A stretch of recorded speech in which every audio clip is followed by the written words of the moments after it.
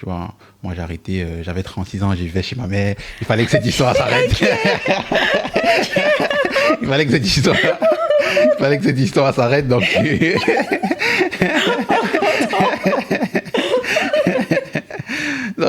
voilà. Et ça s'est arrêté. Et ça s'arrête. Non, je rigole, c'est pas la raison.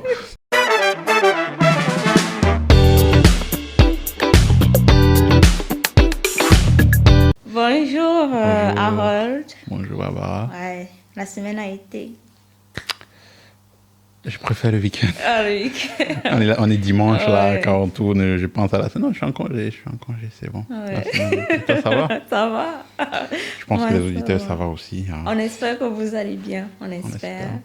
Alors, aujourd'hui, on va un peu faire un tour sur la test d'exercice pour que moi également je puisse comprendre. Je pense que ça vous intéresse de comprendre. Sûr. Et c'est au travers des épisodes comme ceci qu'on construit et on déconstruit certaines images. Certaines idées reçues aussi par rapport à ce qu'on pense être correct ou pas. Ouais. Donc, dans cet épisode, on va plus parler de tests d'exercice, comme j'ai dit plus tôt, et on va plus exploiter, si je peux dire comme ça, les connaissances... Vous m'exploitez. Sans regret. Disons qu'on va surtout partager. Oui, les connaissances. On va surtout partager ensemble. Ouais, nos connaissances et pas juste les miens. Certaines personnes dans les commentaires peuvent me dire, voilà, t'as pas dit assez ça. Je pense que ce point méritait d'être éclairci. On est toujours on reste ouvert à ce genre d'initiative.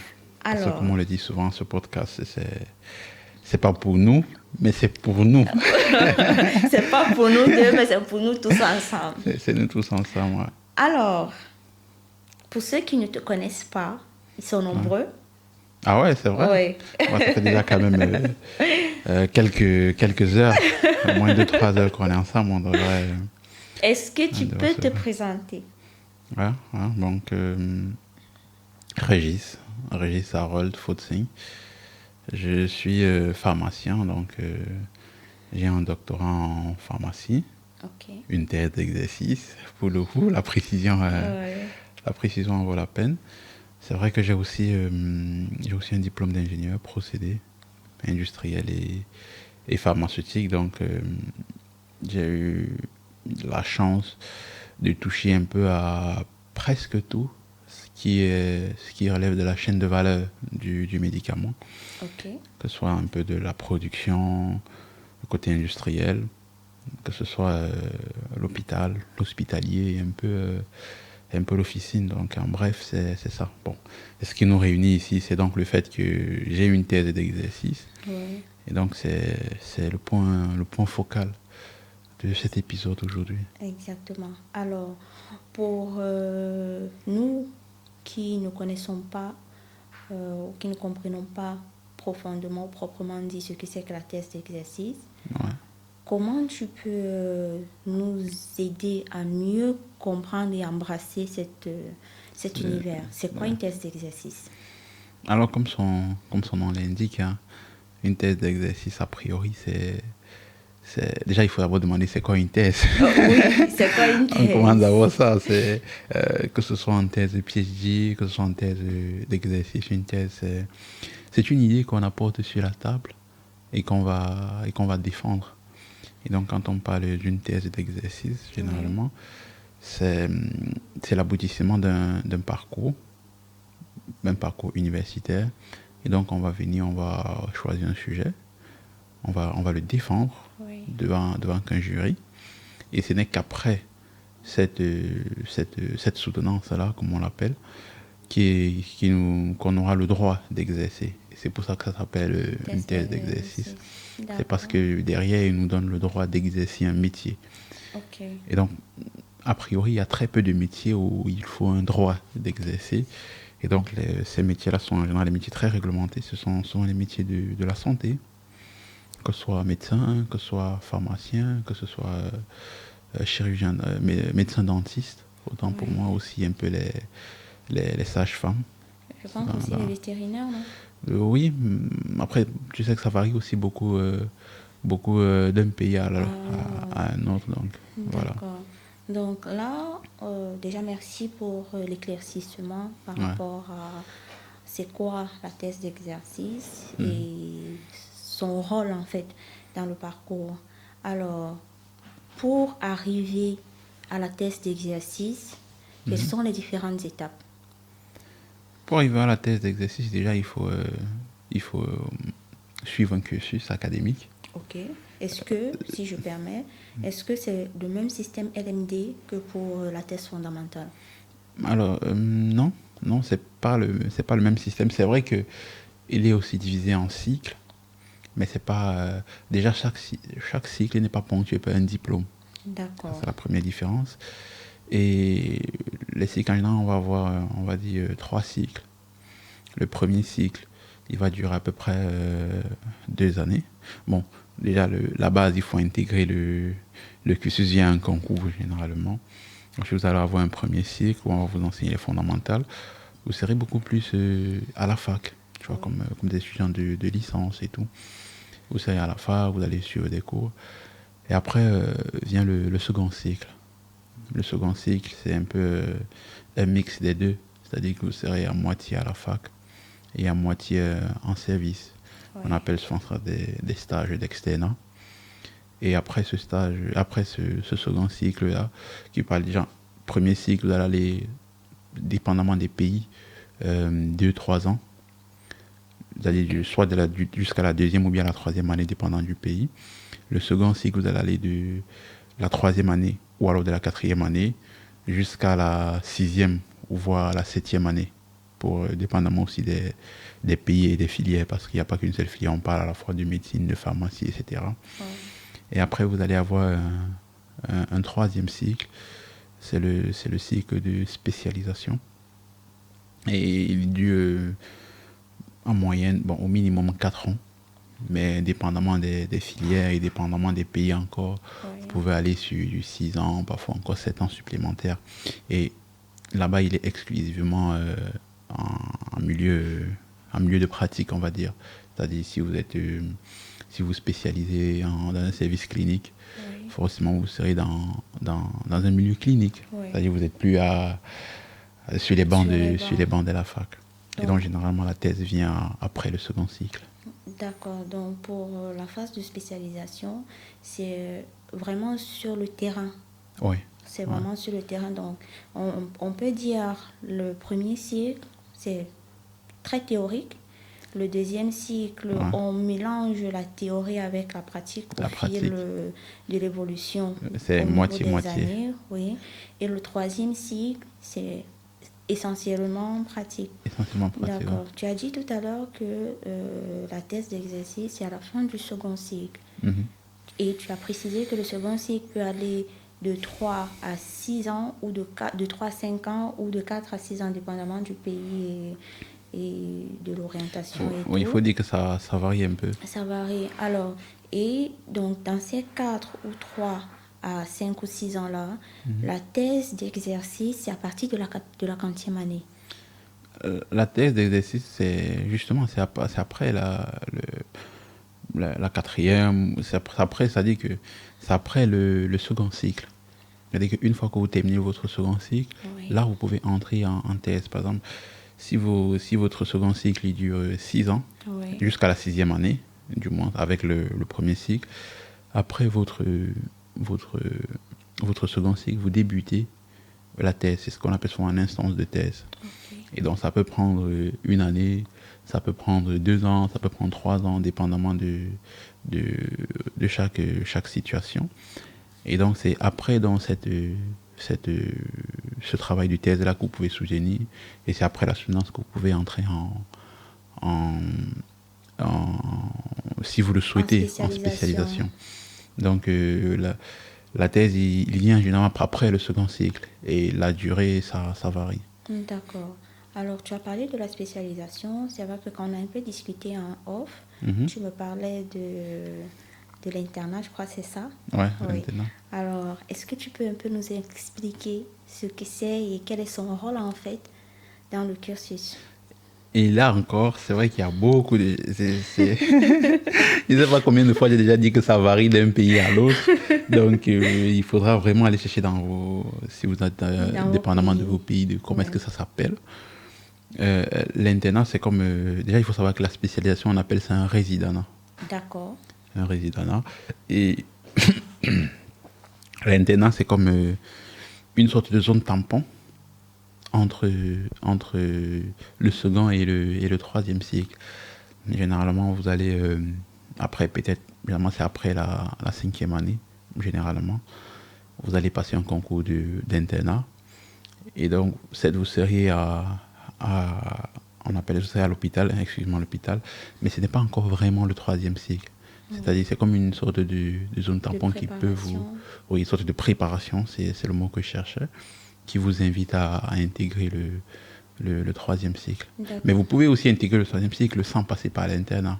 C'est optionnel, c'est pas systématique. Oui, c'est optionnel. Mais dans ce cas-ci, c'est optionnel. Pourquoi je choisirais donc d'aller passer l'internat pour intégrer la spécialisation? C'est parce que ça a aussi un certain nombre d'avantages. D'accord. Le premier, c'est que lorsque vous... déjà, la première des choses, déjà en tant que personne, ça te met déjà dans le mood du troisième cycle. Okay. C'est-à-dire qu'au sorti de là, tu peux te décider, est-ce que finalement, j'ai envie de continuer dans ça ou pas. Ok. Tu vois, tu ne te lances pas... Comme on a dit, c'est une zone tampon, ouais. C'est-à-dire tu tâtes un peu le terrain. Est-ce que ça va me m'aller ou pas? Oui, et l'autre avantage aussi, c'est que déjà, lorsque vous allez vous allez choisir votre spécialité, lorsque vous faites un concours, que ce soit médecin, que ce soit des dentistes, que ce soit des pharmaciens, vous allez avoir un certain nombre de candidats qui passent au concours, un certain nombre qui ont été retenus, c'est-à-dire qui ont été admis à intégrer le cursus de spécialité. Oui. Mais le choix de la spécialité se fait par ordre de mérite. Oui. Sauf que ceux qui sont passés par le concours d'internat, ils ne sont pas classés dans le concours d'internat, ils choisissent le filière avant. Et pour une raison ou pour une autre, il peut y avoir des spécialités qui sont beaucoup plus prisées que d'autres. C'est-à-dire que toi, par exemple, tu peux te dire, moi j'ai envie d'être cardiologue ou neurologue, mais si au concours de résidanat, tu arrives, je sais pas moi, avec un rang assez reculé, je sais pas moi, 30e, 20e, 50e, je dis n'importe quoi, et que les places disponibles pour le service que tu voulais faire ont déjà été toutes prises, malheureusement tu ne pourras pas choisir. Alors que ceux qui viennent de l'internat, en général, ils ont la priorité, ils choisissent d'emblée leur filière. Donc c'est ça un peu selon moi les deux avantages lorsqu'on fait de l'internat. Ouais. D'accord. Et pour ceux qui finissent le cycle qui soutiennent le test d'exercice, ouais. Et qui ne font pas le concours d'internat, ouais. D'accord. Est-ce que juste après la soutenance, ils peuvent directement faire la spécialisation? Non. Bon, après, ça varie, mais il y a constamment des réformes et tout. Mais actuellement, moi, je n'ai pas soutenu il y a longtemps, j'ai été interne il n'y a pas très longtemps. Je pense qu'actuellement, vous ne pouvez pas. Il faut patienter au minimum une année avant de pouvoir prétendre au concours et éventuellement accéder au troisième cycle. D'accord. Alors, à présent,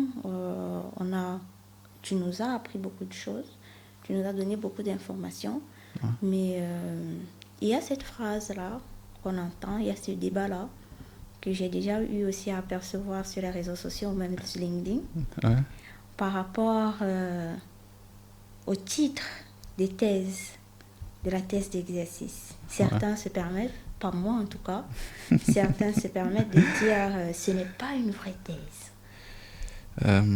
Alors, quel est ton avis sur le sujet? Parce que je tiens à préciser, ça n'engage que moi, chaque diplôme a une valeur ajoutée. Donc pour toi, est-ce que ce débat a lieu d'y être ou pas? Qu'est-ce que tu peux dire à ceux qui pensent que la thèse d'exercice n'est pas une vraie thèse? Alors, moi je pense que déjà Je pense que c'est un débat qui n'a pas lieu d'être. Et aussi, à mon humble avis, ce sont des personnes qui sont assez complexées vis-à-vis des titres et des diplômes. Et ça, malheureusement, c'est quelque chose qu'on retrouve beaucoup dans le monde francophone. Et ce qu'il faut savoir, c'est que moi, je n'accorde pas vraiment de valeur à l'appellation de la conclusion de cet exercice-là. C'est-à-dire que je ne vais pas définir une personne ou bien qui que ce soit par rapport à ce qu'il fait, par rapport à son diplôme. Ce que je vais aller regarder, c'est qu'est-ce que ce cursus t'apporte, qu'est-ce que tu es capable d'apporter sur la société en termes de valeur ajoutée. Ça, c'est d'une part. Et d'autre part, s'il fallait répondre, je reviendrai encore sur les fondamentaux, sur l'étymologie même des mots. C'est-à-dire que déjà, il faut savoir que la thèse, c'est une idée qu'on défend. Et chez les anglophones, par exemple, on a des thèses de master. Je voulais même une thèse n'est pas forcément une thèse de doctorat.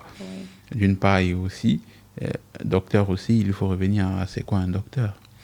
Avant d'être juste un grade universitaire, un docteur, c'est d'abord une personne qui a la faculté d'enseigner. Et comme je l'ai dit au départ, pour enseigner, que ce soit dans l'une ou comme dans l'autre des spécialités, ce qu'on évalue d'abord, c'est la capacité à trouver des informations justes, d'une part. Et d'autre part, suivant que tu sois dans le cadre d'une thèse fondamentale où on attend de toi que tu produis une nouvelle connaissance, dans le cadre d'une thèse d'exercice, on n'attend pas forcément que tu produises une nouvelle connaissance. On attend à ce que tu utilises les informations sourcées et fiables que tu as pu collecter pour exercer dans ta pratique quotidienne. Donc les objectifs, ils sont différents. Et ils sont différents, autant pour moi, et je pense que c'est ça qui fait la différence entre les deux.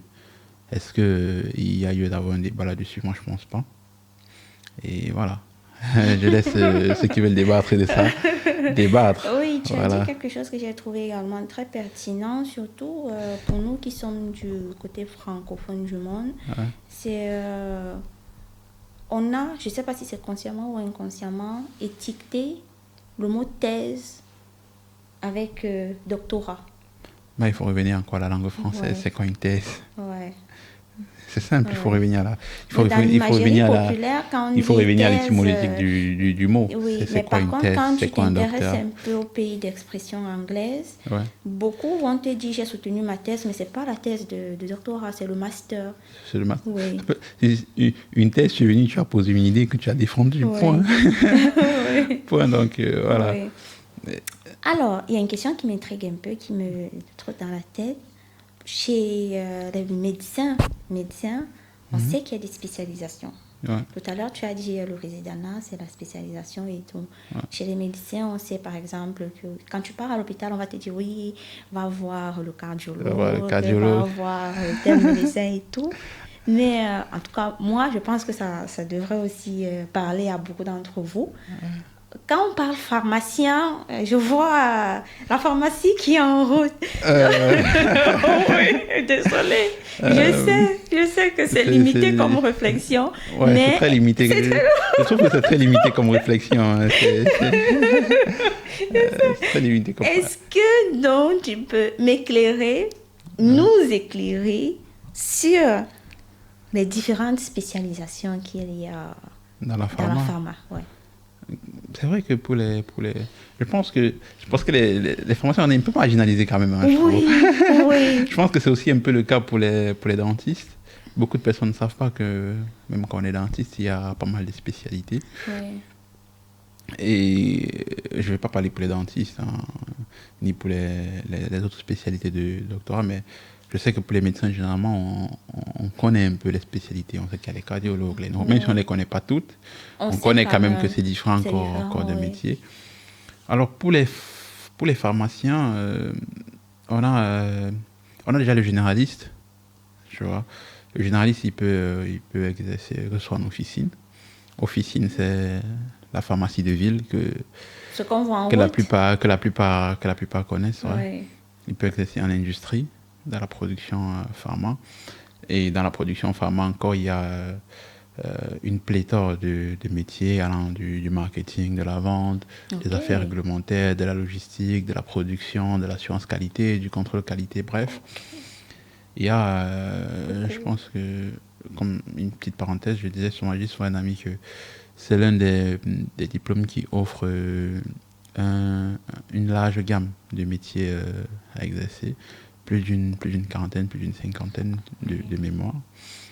Et donc, pour revenir à la spécialité, lorsque vous choisissez de faire la spécialité, en général, il y a 3 grandes spécialités.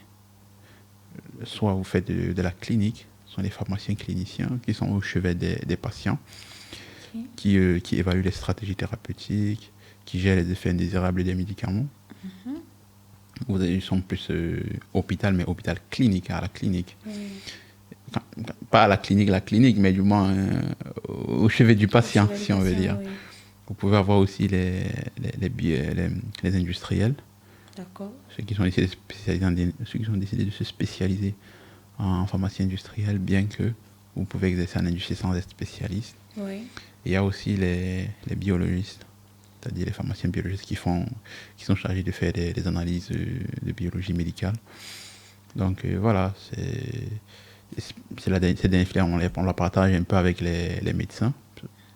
D'accord. C'est la filière qu'on a en commun.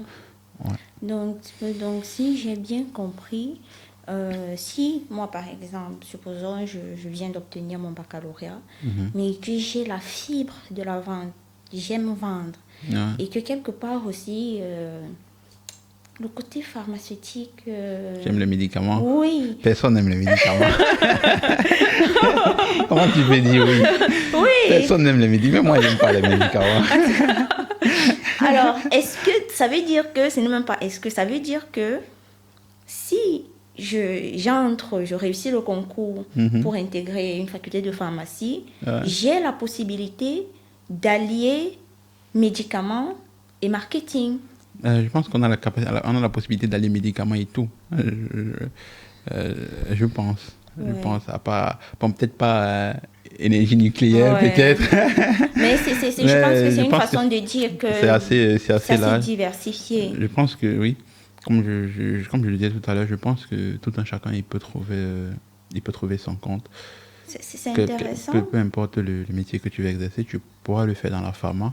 Par contre, c'est le parcours qui est rude, parce que tu choisiras pas ce que tu vas faire dans ton parcours. Il y aura des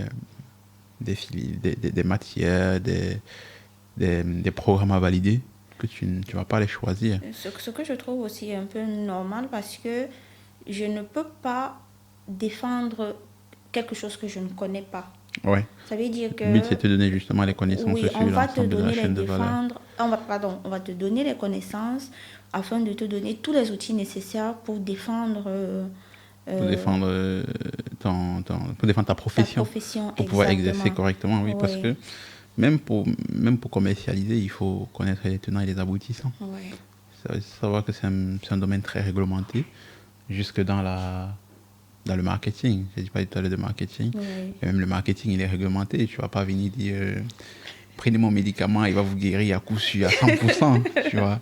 Oui. Même dans la façon de faire, c'est-à-dire dans la façon de faire de la logistique, de la façon de faire du marketing, dans la matière de faire de la vente, il y aura forcément un appui. C'est-à-dire qu'il faudra un certain background scientifique et une certaine éthique aussi. Parce que ce qu'on n'a pas dit lorsqu'on parlait de la clôture des thèses d'exercice, c'est qu'en général, les thèses d'exercice se clôturent par un serment. Ok. Chez nous, les pharmaciens, c'est le serment galien. Chez les médecins, c'est le serment d'Hippocrate. Ouais, donc, tu jures d'exercer ta profession avec éthique. Tu ne vas pas venir faire n'importe quoi. Et c'est là, bien sûr, des engagements. Ouais. C'est-à-dire des engagements à la fois civils, mais aussi pénals. C'est-à-dire que, je sais pas moi, tu as fait ton travail, tu es informaticien, tu as fait un code qui ne marche pas. Au pire des cas, ton employeur, il te vire. Mais t'es pharmacien, tu as fait des trucs qui ne sont pas corrects. Il y a pire que virer, on peut t'appeler au tribunal pour que tu viennes t'expliquer. Parce que ce soit les métiers de pharmacien, de médecin et de médecin dentiste, c'est aussi une responsabilité qui est assez lourde en matière de santé publique aussi. Voilà. Donc, c'est un peu ça. D'accord. Et aujourd'hui, par exemple, si il y en a qui sont intéressés qui sont en fin de parcours, supposons, tu as dit, on a le premier, le second et le troisième cycle. Ouais. Et la spécialisation, elle vient au troisième cycle. Mm-hmm. Et le choix est plus préférentiel en fonction de si tu as fait l'internat ou pas. Tu as plus... tu as la facilité de choisir si tu as fait l'internat ou pas. Je vais mieux de reformuler comme ça. Alors, comment on choisit la spécialisation? Est-ce que tu restes comme ça, tu te dis, je vais tâter pour trouver ce qui me convient? Est-ce que c'est au feeling? Comment on fait pour trouver comment je fais par exemple pour savoir que non, c'est la logistique qui m'intéresse, ou bien c'est l'officine qui m'intéresse, ou bien c'est la production de médicaments qui m'intéresse? Comment je fais pour savoir exactement ce qui m'intéresse en fait? Je pense que c'est aussi l'un des trucs qui est très bien fait dans les études de santé. C'est qu'au cours de ton second cycle, souvent tu as la possibilité de toucher un peu à tout, un tout petit peu. Donc tu es déjà passé par ici, par là et tout. Et au final, tu as une petite idée un peu de ce que tu veux faire. Oui. Et c'est très important parce que ce sont des choix finalement qui sont des choix très personnels, qui sont aussi très lourds de conséquences. Oui. Parce que c'est un métier que tu vas faire toute ta vie. Tu vas côtoyer si tu es médecin ou bien si tu as une profession au contact du patient, tu vas devoir accueillir des patients tous les jours. Il va falloir que tu aimes le faire. Et aussi, parfois, ce sont des études qui peuvent être très longues. Très, très longues. Tu vois, moi, j'ai arrêté, j'avais 36 ans, j'y vais chez ma mère. Il fallait que cette histoire s'arrête. Il fallait que cette histoire s'arrête, donc...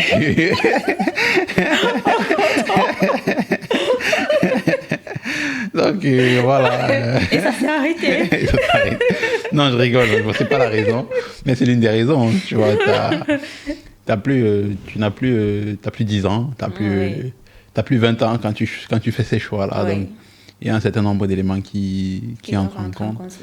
Bien sûr, et la base, comme je le dis toujours, c'est qu'est-ce que tu veux pour ta carrière? Est-ce que tu aimes ça? C'est-à-dire, tu vas pas t'engager dans une formation de... Je sais pas, moi, il y a des gens qui font 10 ans de spécialité. C'est-à-dire que tu vas pas t'engager dans les études de 20 ans si tu les aimes pas. Tu vas pas t'engager dans les études de 20 ans si tu n'es pas sûr que tu vas les faire, quoi.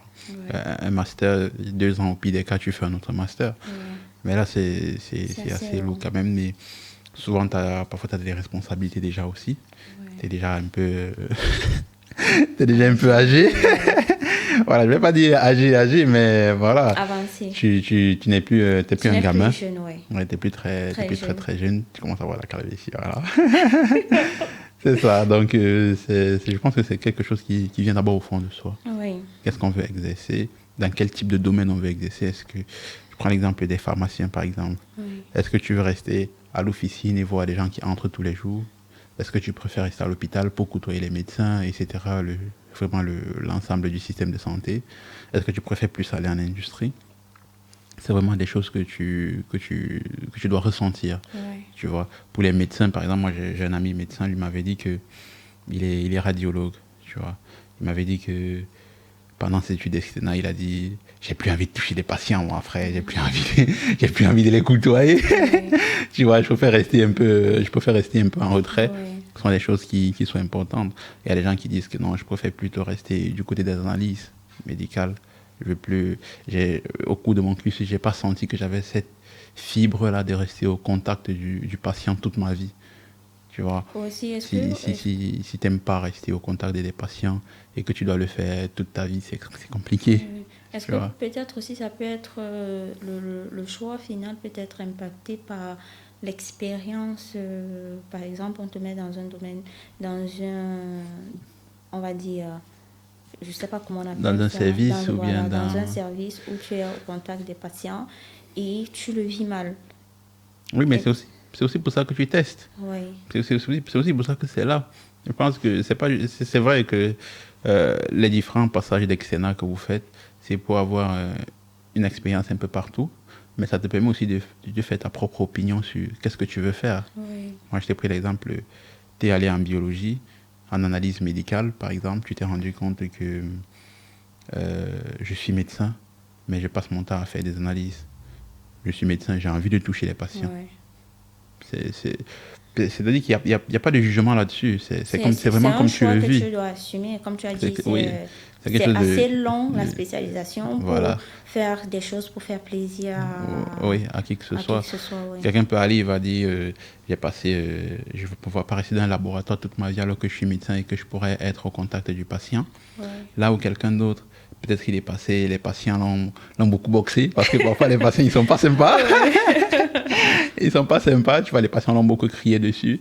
Et il s'est dit, j'ai pas envie que quelqu'un entre dans mon bureau pour me crier, ou bien dans mon cabinet pour me crier dessus toute la vie. Je préfère aller ici. C'est beaucoup plus isolé. Oui, il y a quelqu'un qui a horreur, par exemple, du sang. Oui. Peut-être, souvent quand tu choisis de faire médecine ou pharmacie, tu es très jeune souvent. Tu ne le sais pas toujours. Quelqu'un qui a peut-être horreur du sang, par exemple, il va te dire non, je préfère aller dans une spécialité où il n'y a pas beaucoup de sang.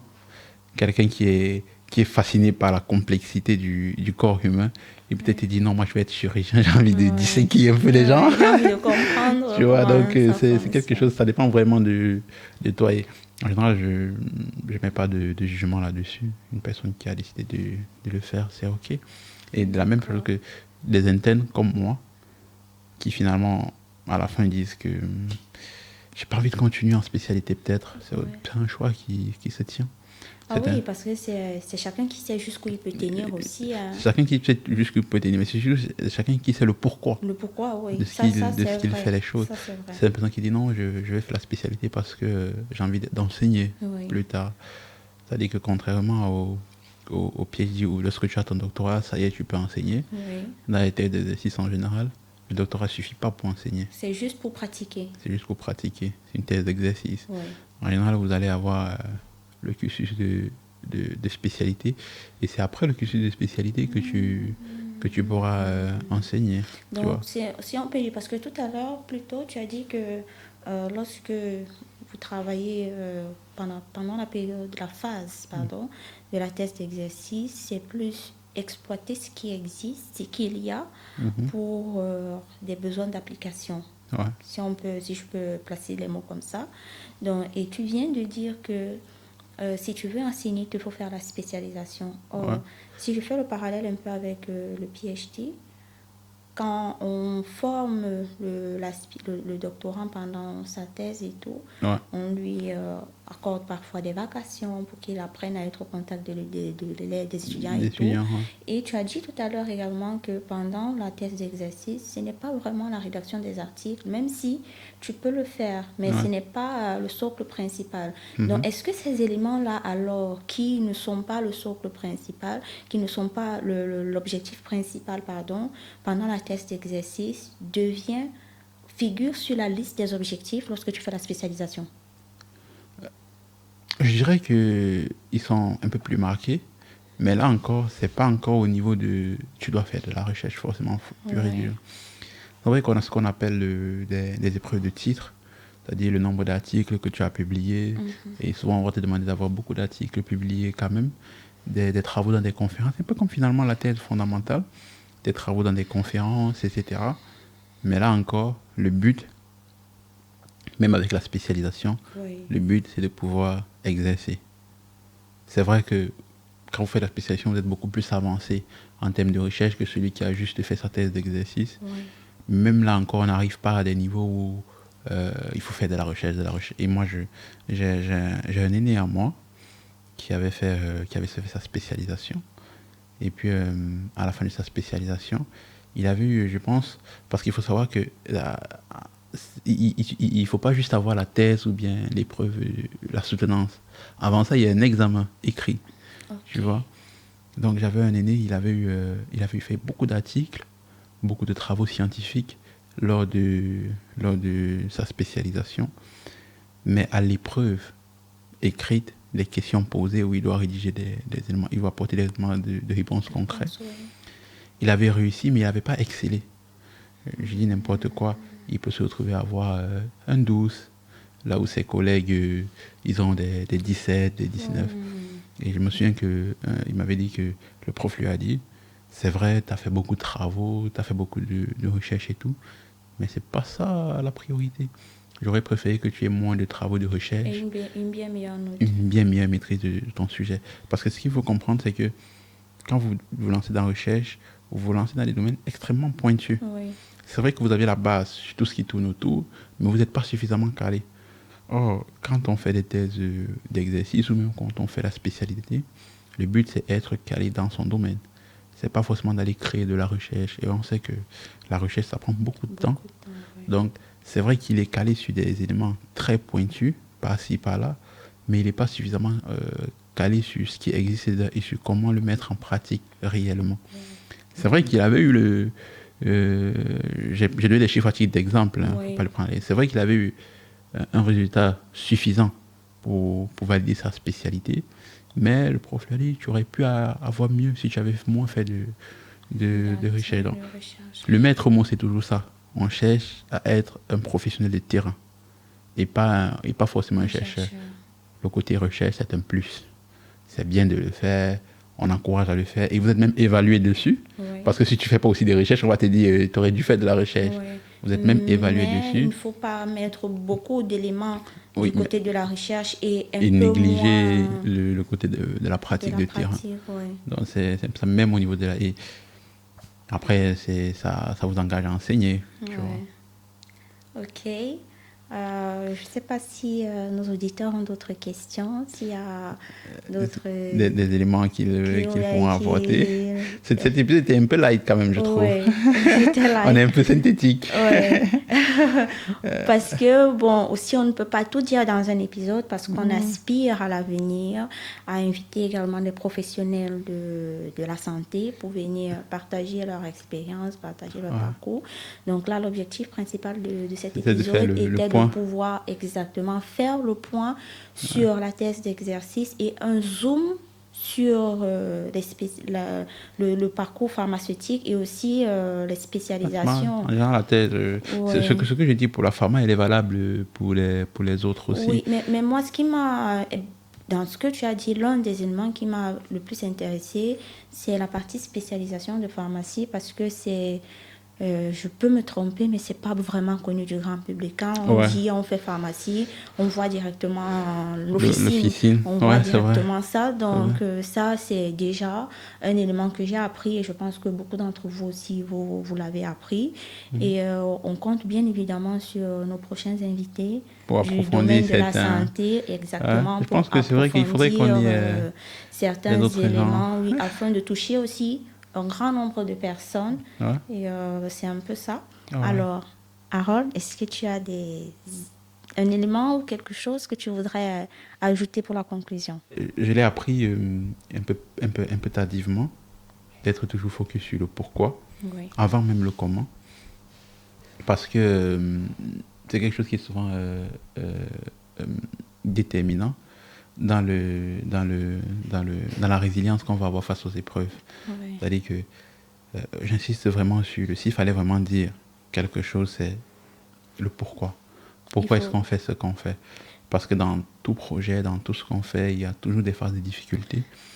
Et c'est le pourquoi qui nous permet de tenir. C'est le pourquoi qui nous permet de... Si vous voulez faire pharma, vous faites pharma. Si vous voulez faire médecine, vous faites médecine. Et au final, on a notre président invité nous l'a dit. Moi, je voulais faire ça. Le comment, on va le déterminer sur le chemin. Mais il faut d'abord le où est-ce qu'on va, le pourquoi on le fait. Donc, je pense qu'on peut... Je pense que finalement, la question de la raison pour laquelle on s'engage dans de longues études revient encore et encore. Dans tout ce qu'on dit, il y a toujours le pourquoi qui revient. Tu m'as dit tout à l'heure qu'il y a une personne qui dit que non, c'est pas une thèse, c'est pas un doctorat, c'est pas un ceci, cela. Je pense que la personne s'est pas assez posé la question de pourquoi est-ce qu'elle veut le faire. Si quelqu'un me dit que non, entrer dans ce débat-là, c'est pourquoi est-ce que vous voulez faire ce que vous faites. Tu vois, une fois que tu as répondu à cette question, ce débat comme ce que tu as évoqué tout à l'heure, il nous importe peu. D'accord. Donc, merci. À vous. Merci pour cet épisode-là. Et ça change, hein, ça change les épisodes d'1 heure. Hein. C'est bien. Hein. C'est bien. Hein. Je pense que avec les invités, ce sera long. Oui, parce qu'on a beaucoup de choses à apprendre. Parce qu'on a beaucoup de choses à apprendre. Vous êtes éminemment beaucoup plus enrichissant que moi. Right. Alors, on se donne rendez-vous pour le prochain épisode. Le prochain épisode ce sera le 4e. Oui. On espère qu'on va tenir sur une longue durée comme ça. Oui. On vous dit merci et à la prochaine. Ciao.